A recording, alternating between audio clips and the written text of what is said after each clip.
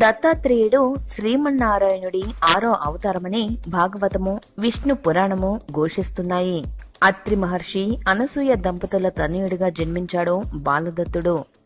ఆ దంపతులు ఓంకారాన్ని ధ్యానిస్తూ మహా తపస్సు చేశారు. ఆ సాధనకు మెచ్చి ఓ దివ్య తేజస్సు ప్రత్యక్షమైంది.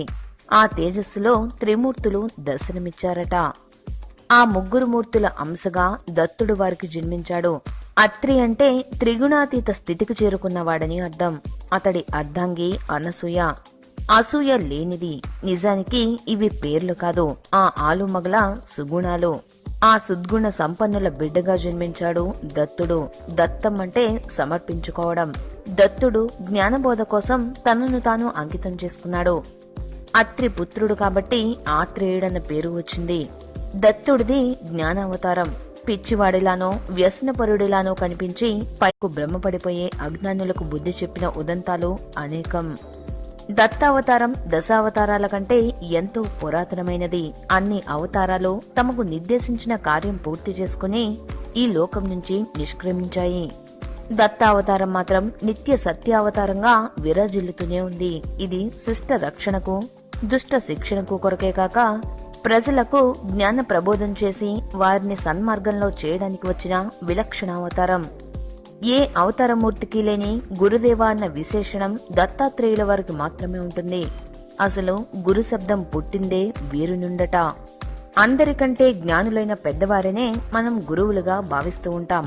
సమస్త ప్రాణకోటికే కాకుండా సర్వ దేవతలకు గురువు దత్తాత్రేయుడు. ప్రతి యుగంలోనూ వేళ్ల మీద లెక్క పెట్టగలిగినంత మంది రాక్షసులు మాత్రమే లోకాలను గడగడలాడించడం, వారిని సంహరించడానికి అమ్మవారో అయ్యవారో ప్రత్యేక సుఖాంతమయ్యేది. అయితే ఇప్పుడు ప్రతి మనిషిలోనూ కామ, క్రోధ, లోభ, మోహ, మద మాత్సర్యాలనే రాక్షసుల మధ్య నలిగి విలవిల్లాడుతున్నాడు. ఇది కలి ప్రభావం వలన మనిషిని అధోగతి పాలు చేస్తుంది. మనిషిని మనిషిగా, సాధకునిగా, మహాజ్ఞానిగా, మహాయోగిగా మార్చాలని సత్సంకల్పంతో ఆ నిరాకార నిర్గుణ పరబ్రహ్మతత్వం, త్రిమూర్తితత్వం ఏకత్వ రూపిణిగా దత్తాత్రేయుడుగా అవతరించారట.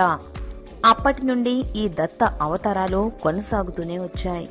శ్రీపాద వల్లభునిగా, మాణిక్య ప్రభువుగా, నృసింహ సరస్వతిగా, అక్కలకోట స్వామిగా, ఈ కలియుగంలో శ్రీ షిరిడీ సాయిబాబాగా మానవ రూపంలో అవతరించి మన అందరి కోర్కెలను, కష్టాలను తీరుస్తున్నారు.